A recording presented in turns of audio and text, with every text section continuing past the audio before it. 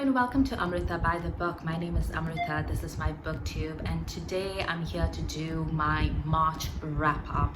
This video is cut into 3 different parts. The first part is all about books, which presumably is what most of you are here for, and then there's going to be a tiny little section about film, and then there's an announcements part of it for regulars, so choose your flavor. Right, let's talk about books for the month of March. This month I read, I don't know how many books because I never keep count.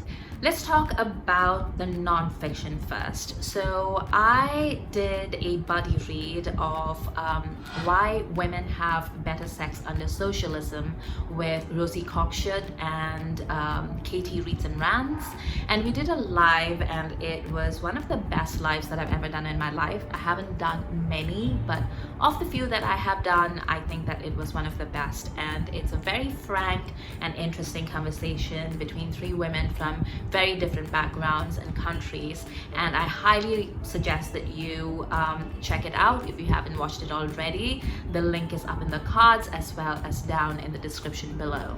The book is by Kristen Godsey, and it basically talks about the toll that capitalism takes upon women and about how women have been trying to get something that approaches parity and equality for centuries, but particularly over the past century. And it's a pretty clickbaity title, but it's a very interesting book with a very interesting premise, and you really should listen to our discussion of it if you'd like a more rounded review of it. 2 other nonfiction books that I read this month. One was called London in the 17th Century, which I began in February, but I only finished in the first part of March. And the other book that I finished reading was called Eating Wild Japan by Winifred Bird. And both of these were provided to me as ARCs, and I've done a full review of both those books with a couple of other books. Some of them ARCs, some of them that I bought by myself. I'm going to link down to that as well in the description below, as well as up in the cards. And Eating Wild Japan in particular was very interesting to me because it was about a part of Japan and Japanese culture that I wasn't familiar with, but it's fascinating, and I think it will talk to a great deal of people today in the world who are talking about eating local, and the locavore movement is pretty huge right now, and it's talking about not just eating locally, but about eating foraged foods, which is again an emerging trend in many communities around the world today. So it's just a very interesting book to have read, and I had a lot of thoughts about it, as well as London in the 17th Century, which is a book that I've been talking for about 2 months straight, I think, at this point. So if you would like more in-depth reviews of both those books, then check out my reviews in my Fillets of Place video. Another book that I am currently reading, but I ought to have finished in March, is Alice B. Toklas by Gertrude Stein, and I was supposed to have finished it in March for Margaret Penard's March of the Moderns, and I didn't, because this is what happens when you invite a mood reader to play with you, because I began and I had a good time, and then other things happened and my head got turned. But I'm about 20-25% of the way through, and I think I will finish reading it in April. But yeah, I haven't quite finished it yet. Oops. Next, I read a novella called When the Tiger Came Down the Mountain, and this is not a sequel, but it is the second in a series written by Mi Vo, whose first novella in this particular series is called The Empress of Salt and Fortune, which really took me by storm when I first read it, and I recommended it to everybody, and I'm going to do the same with this one. It's scary, and it's action-packed, and it's just over a little, like 100 pages or something, but it is so amazing, and I had such a great time with it.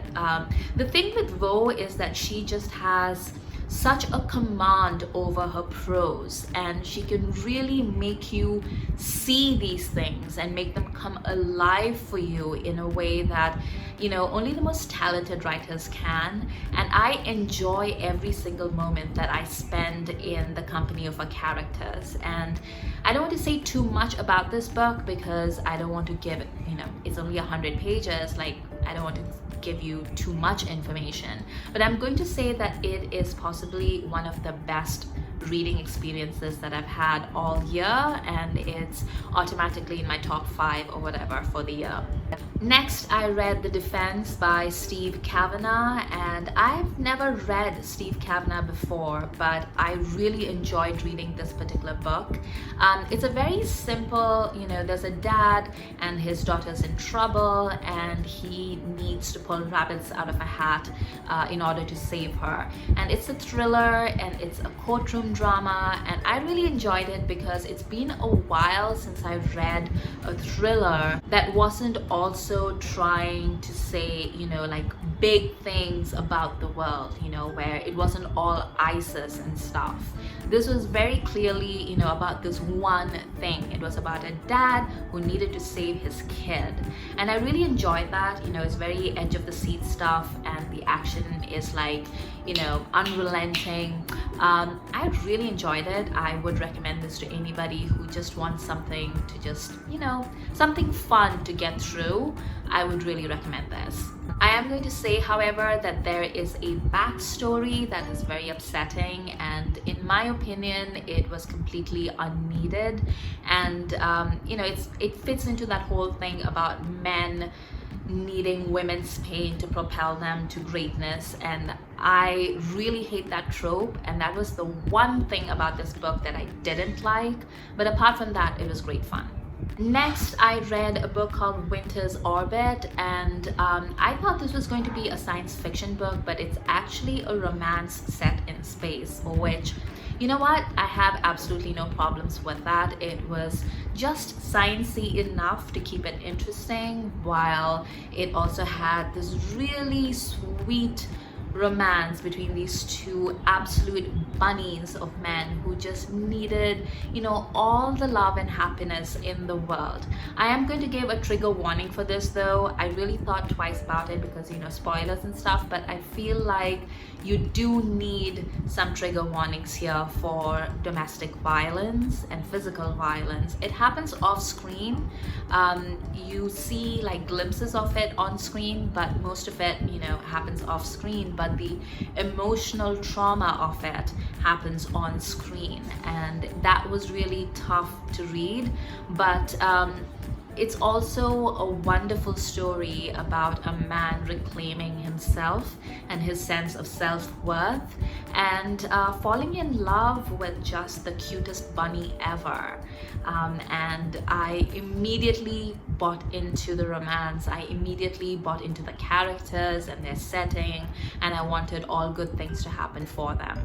I believe the author began in fan fiction, and I've heard some people say that, you know, the fan fiction-y bits of it were a bit difficult for them to get over, but also I feel like what fan fiction authors really do best is their ability to construct a plot that keeps you super invested, and that's what this book did for me.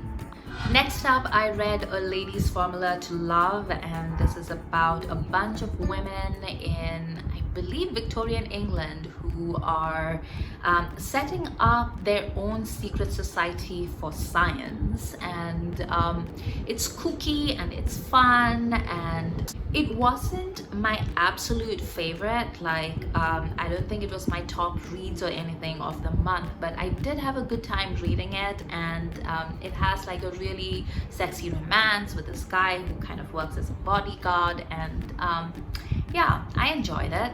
It was a good little palate cleanser. I also tried to read A Goose Girl because somebody on Bookstagram really recommended it, and I had to DNF, but again, this has, I think, less to do with the book than with what was happening with me at the time. So I feel like if I were in a better frame of mind when I was reading it, I might have finished it. This is again a retelling of the Goose Girl fairy tale. I really enjoyed reading Thorn by Intisar Khanani last year, and so I was really looking forward to reading this. But you know, like sometimes you're reading something and then like your head is not there. That's what happened with me in this book, but I do intend to go back and finish it at some point. Next are a trio of books that were my absolute faves. First up was The Gentle Art of Fortune Hunting by KJ Charles, who is one of my all-time favorite authors. I was actually waiting for the third installment of a series that I'm reading right now by her, but this was a happy little surprise. I didn't know it was coming out, and then all of a sudden it was there, and I read it and I had a great time. It has shades of The Masqueraders by Georgette Heyer. If you've read that, it's about a brother and sister duo who arrive in Regency England and sort of take society by storm by how beautiful and charming they are, and then they also have a past, and they're sort of con men, con women, and they're almost on the verge of being discovered, but there's lots of like sexy times that go on. It was delightfully fluffy and I had such a good time reading it. I highly recommend it. Next was the third book in the Brown Sisters trilogy by Talia Hibbert, and if you've never read any of these books, you absolutely should, because they are delightful and they are very unlike a lot of contemporary romance. Like, it's very diverse. It has a cast of people who are always super fun to read, and Eve Brown is the youngest sister, and she finds love in the unlikeliest of places, and it is hilarious. There are ducklings, there is a bed and breakfast, there is small town hijinks, there are interfering parents, there's like all kinds of things going on, and it's really smutty, which wow. It was hilarious and it was super hot. So yeah, I highly recommend that one, but I would really recommend you start at the beginning if you haven't read the entire series, and start with Chloe Brown and then work your way down to Eve Brown. Next was Accidentally Engaged, about an Indian Canadian woman who falls in love with this mystery man who works for her dad, and her family is also trying to arrange a marriage between the two of them, and it's really funny and it's really sweet, and it's it's delightful. It's absolutely delightful. You think you know where it's going, but it really doesn't. And it's about families, and it's about, like, I'm not Indo-Canadian, but I am Indian, and there's this point where everybody is just lying to each other all the time, and I was like, yep, that's the Indian part, isn't it? And the happy news for those of you who like a closed door romance or a clean romance is that while they do make out a bit, there's no action as such to be seen on screen. So, that might work out for you too. Plus, at the end is a recipe for egg curry and parathas. So, there's like 2 in 1. I also began reading She Who Became the Sun, but I had to put it aside. I am going to finish reading it in April, and this is one of my my most anticipated reads of the year, and the first 15% or so that I've read is really great, but it's also intense. I need to take my time reading this. I just can't zip through it. It's not a book that is made for zipping through. So I'm taking my time with it, and so far it's been paying off for me, but I'll probably talk about it in my April wrap-up. So those were all the books that I read in March, and I want to talk about like film and a video that I watched in March that I want to recommend. I decided I didn't want to talk about like everything that I was watching in my wrap-ups, because why?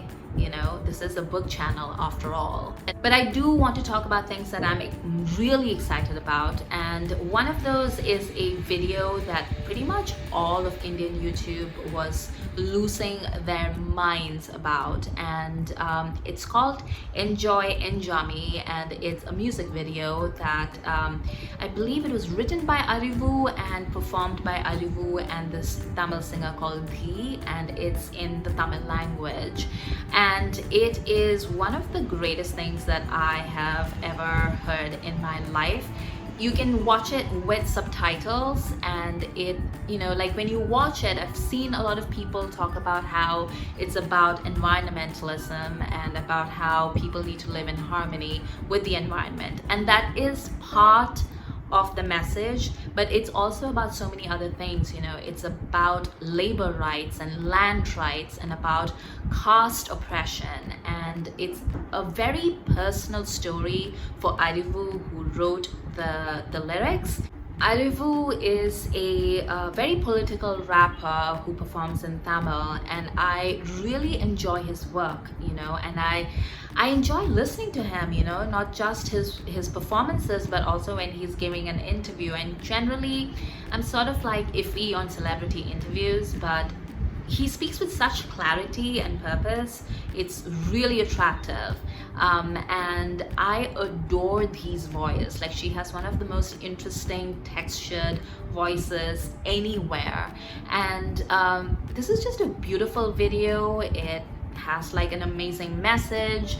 I recommend this to everybody, and pretty much all my fans have been just writing back to me saying like, how do I stop listening to this, because it's been a month. So I'm going to link down to that as well in the description below. And then I watched a movie in Kannada, and it's called Gantumute, and it came out I think a couple of years ago. And I don't watch a lot of Kannada movies, but I'm so glad I got to watch this one because it was fantastic. It's a coming of age story for this young woman, and it takes place in the 90s.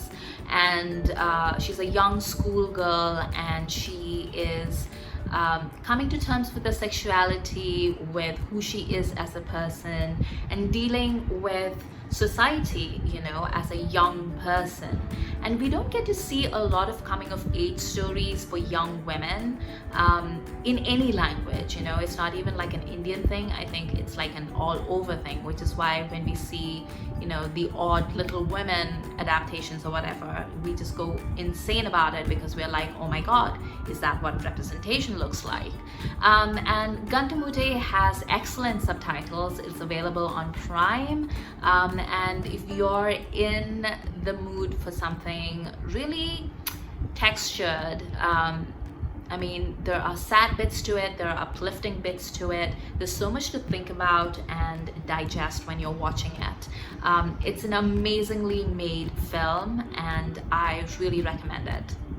Right, so I have a few announcements at the end, one of which is you might notice that this video came out on Wednesday when my usual schedule is Tuesday, Thursday. And the reason for that is I've been doing more lives of late, and honestly, I feel like I am posting too much content. I just feel a bit overexposed, and I don't really like the feeling. So I made a decision that on the weeks when I will be hosting a live on my channel, I am just going to pull back and post a video on Wednesday, and then the live is usually on a Saturday, because that's usually the time that is most convenient to people that I'm talking to. So on the weeks when I don't have a live hosted on my channel, I might still be appearing on other people's channels, but as long as I am not hosting a live on my channel, I am going to stick to my my Tuesday, Thursday schedule, but on the weeks that I am hosting something, I think it's going to be like a Wednesday video and then a live on Saturday. So that's what's happening this week. I have a live this Saturday, April 10th. My friend Becca is going to join me and try to tell me that a slow burn relationship is good. We'll see how that goes. But while we are on the subject of lives, I do want to let you know also that Rosie, Lana, and Nat are also joining me in a buddy read of A Court of Thorns and Roses. I wanted to get that right because I always call it A Crown, which makes a lot more sense as a title, by the way. But yeah, so Sarah J Maas, I have read Crescent City, but I have not read Aquatar, and that's the one that Bookstagram and Booktube love. And somehow these other three ladies have also not watched it. So we're gonna do a buddy read, and the plan right now is for us to read half the book by the middle of April, and then we're going to do a live panel over on Nat's channel. That's Nerdy Nat Reads, and I'm going to link down to all their channels down below so you can check out their content if you don't already. And we said half the book just in case anybody wanted to DNF, you know, and if we like it, then we'll finish the whole thing, and maybe we'll do another one at the end of April, you know, just you know, what have we learned in the latter half of the book. But it should be interesting. I mean, we are all four people with a lot of opinions and who generally love fantasy, so we'll see how this goes. But basically I wanted to extend an invitation to anybody out there who has not read Aquatar like myself, and has been wondering whether they should, whether they shouldn't, or if you've read it recently and you would like to talk to somebody about it, then join us on our live. I don't have the link to the live as yet, that will go up later on, but keep an eye on my Bookstagram because I generally have like, you know, announcements coming up on Bookstagram regarding that. So that's what I've been up to in the month of March 2021. Let me know if you've read any of the things that I have read this month, and what have you been reading? I'm always looking for new things to put on my TBR, as you know, so let me know in the comments below. For more videos, please hit the subscribe button.